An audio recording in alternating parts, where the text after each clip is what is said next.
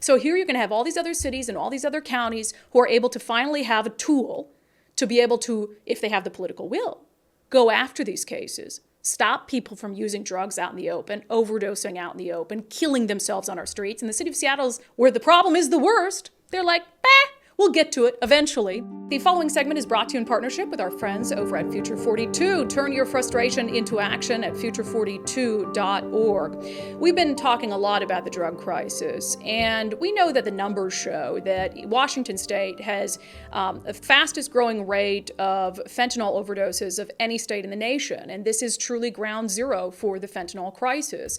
And we can talk about the data, we can talk about the numbers. We went today to look at the latest numbers when it comes to drug and alcohol poisoning deaths, although a very, very small number of them are from alcohol. The vast majority are from drugs like fentanyl. And in 2022, it soared to this is just in King County, 1,001 overdose deaths.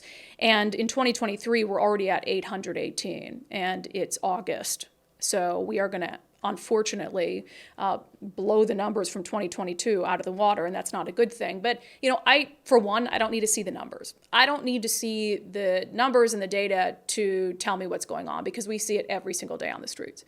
I mean, you go to downtown Seattle, 3rd Avenue, 4th Avenue, you see the open-air drug use.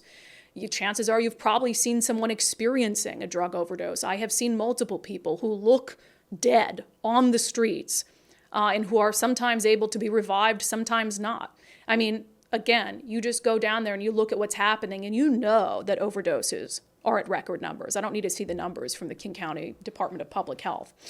But today is an important day. Today is a day where we could, as a state, try to crawl out of this, but there are some cities that are so ideologically driven that today won't make a bit of a difference for them. But you remember the whole debate that happened this past legislative session over the Blake decision. So what the Blake decision did is it nullified our state's felony drug possession statute. So for a period of time, they had to vacate old drug possession convictions.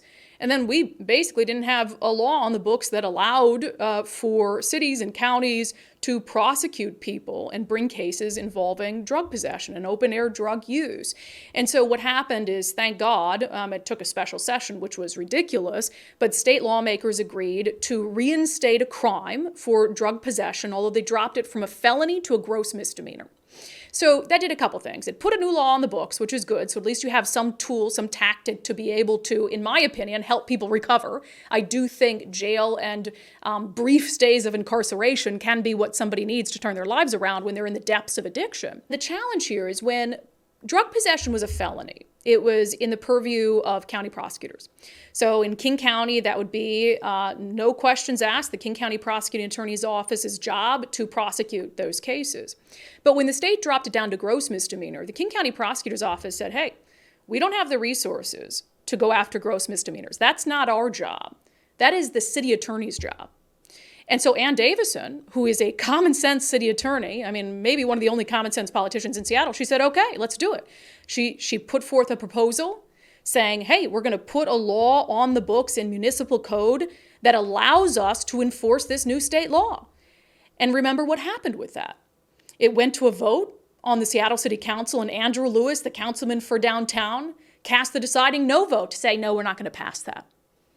And Mayor Bruce Harrell has since come out and trotted out his own idea. But today, the city of Seattle still does not have a law on the books that will allow them to prosecute drug offenses, even though the new state law goes into effect today.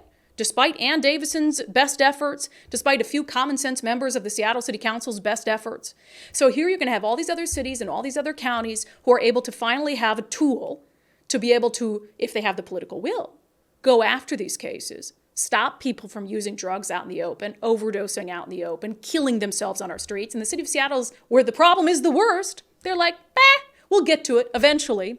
This is the article from Fox 13, Seattle unable to prosecute drug arrests due to city lawmakers' delay. And I wouldn't so much call it delay as cowardice. I really would like to replace, maybe I should really quickly get my job back with Fox 13 just to change this headline and then quit again. Because I like that better. Seattle unable to prosecute drug arrests due to city lawmakers' cowardice.